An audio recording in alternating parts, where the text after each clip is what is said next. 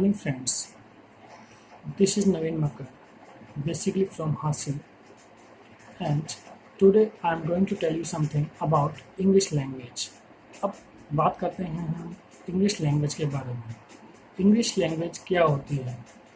अब English language के अगर हम बारे में बात करें तो इंग्लिश लैंग्वेज जो होती है उसके बारे में आपको बताने जा रहा हूँ। देखिए, जैसे जब जो भी हमारे विचार होते हैं, जब भी हम अपने विचार किसी दूसरे के सामने रखते हैं और उनके विचारों को हम समझ पाते हैं और अपनी बात को हम उनके सामने रख पाते हैं, उसी को हम बोलते हैं लैंग्वेज। मतलब अगर हम इंग्लिश में इसकी बात करेंगे तो a way of communication which help us to communicate each other, that is language. अब कोई भी लैंग्वेज हो, उसको समझने के और समझाने के सिर्फ तीन ही तरीके होते हैं। सिर्फ तीन तरीके कौन कौन से होते हैं? फर्स्ट होता है ओरल वे। ओरल वे मतलब बोलकर किसी बात को समझाना मौखिक रूप से। सेकंड होता है रिटन वे। तो हमारा सेकंड पॉइंट क्या है? रिटन वे। रिटन वे मतलब लिख कर किसी बात को समझाना, जैसे आज तक आप सीखते आए हैं। तो हमारा जो तीसरा वे होता है वो होता है साइन वे। इशारों के द्वारा किसी बात को समझाना, जैसे जो डम्प और डीफ लोग होते हैं, जैसे हम कह सकते हैं जो लोग बोल नहीं पाते और जो सुन नहीं पाते, उनको समझाने के लिए हमें कौन सी लैंग्वेज का यूज़ करना होता है? उन्हें समझाने के लिए हमें जो लैंग्वेज का यूज़ करना होता है वो होती है साइन लैंग्वेज। साइन मतलब इशारों के द्वारा किसी बात को समझाना। अब तीन तरह से हम भाषा समझाते हैं। ओरल, फर्स्ट है oral, second is the written, third the sign. अब क्या होता है? एक व्यक्ति को कोई बात समझाने के सिर्फ दो ही तरीके होते हैं। कौन से? मान लीजिए किसी व्यक्ति ने गलती कर दी। अब गलती कर दी तो इसे समझाने के सिर्फ दो ही तरीके हैं। पहला तरीका, हम जाकर उसे डांट दें, तब वो समझ जाता है मेरे से कोई ना कोई गलती होगी। या फिर दूसरा तरीका क्या होता है कि हम उसे जाते ही प्रवचन सुनाना स्टार्ट कर दें। अब प्रवचन सुनाना हमने स्टार्ट कर दिया तो समझ लीजिए वो तब भी वो समझ जाते हैं मेरे से कोई ना कोई गलती होगी। बाय द वे, दोनों में से कौन सा तरीका ज़्यादा बेटर होगा? आई थिंक सेकंड वाला वे आप लोगों के लिए बहुत ही बेटर है, क्योंकि सेकंड वे के अंदर सिर्फ हमने प्रवचन सुनाने हैं। किसी पर्सन को हमने उसको फील नहीं करवाना कि आपने बहुत बड़ी गलती कर दी, क्योंकि हम लोग ये चाहते हैं कि आप लोग इंग्लिश लैंग्वेज को फील करें, इंग्लिश लैंग्वेज समझें और इंग्लिश लैंग्वेज को जानें। क्योंकि जब तक आप इंग्लिश लैंग्वेज को फील नहीं करेंगे, महसूस नहीं करेंगे, तब तक इंग्लिश लैंग्वेज को समझना।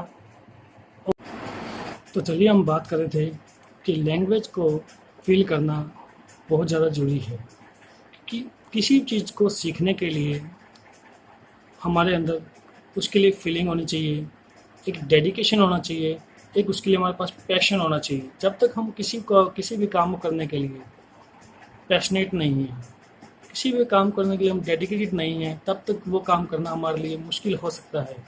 बट जब हमारे अंदर किसी भी काम करने का डेडिकेशन आ गया, पैशन आ गया, तो वो काम करना हमारे लिए उतना ही ईजी हो जाता है जितना वो पहले मुश्किल था।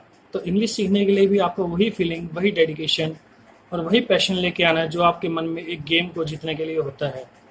तो चलिए, मैं आपसे बात कर रहा था प्रवचन के बारे में। अब देखिए, कई बार हमारे मन में कुछ अजीबोगरीब सवाल पैदा हो जाते हैं, कुछ अजीबोगरीब क्वेश्चन पैदा हो जाते हैं कि सर मैं इंग्लिश नहीं सीख सकता। क्यों? क्योंकि मैं हिंदी मीडियम स्कूल में पढ़ता हूँ और मेरा जो दोस्त है वो इंग्लिश मीडियम स्कूल में पढ़ता है, इसलिए उसको इंग्लिश आती है। तो ऐसा सोचना बिल्कुल ही गलत होगा, बिल्कुल भी सही नहीं होगा। क्योंकि अगर मैं हिंदी मीडियम स्कूल में पढ़ता हूँ तो इसका मतलब ये नहीं कि मैं इंग्लिश नहीं सीख सकता। अब चलिए, मैं आपके सामने एक क्वेश्चन पूछता हूँ, आपसे एक क्वेश्चन अराइज करता हूँ। तो मेरा क्वेश्चन आपसे ये है कि आपके पास स्कूल टाइम में दो सब्जेक्ट जरूर होंगे, हिंदी और इंग्लिश। अब अगर मैं आपसे जानूं, क्या आपके हिंदी और इंग्लिश में 100 आउट ऑफ 100 थे? नहीं।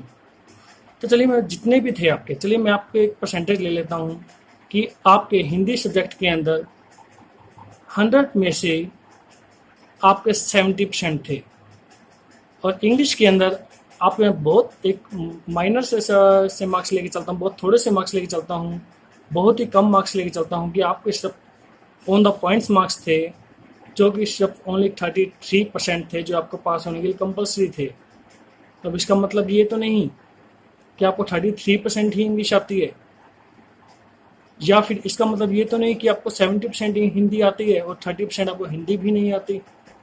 तो ऐसा मानना हमारे लिए बिल्कुल भी गलत होगा, बिल्कुल भी गलत होगा, क्योंकि ऑन द परसेंटेज बेस हम लैंग्वेज को कंपैरिजन नहीं कर सकते, क्योंकि लैंग्वेज के अंदर मार्क्स आना एक अलग चीज़ है और सब्जेक्ट के अंदर मार्क्स आना एक अलग चीज़ है। क्योंकि लैंग्वेज के कोई मार्क्स नहीं होते भाई साहब, लैंग्वेज के कोई मार्क्स नहीं होते। लैंग्वेज वही होती है, जैसे मैंने को पहले ही बताया है, जिसे आप समझ सकते हैं और सामने वाले को समझा सकते हैं, वही लैंग्वेज होती है।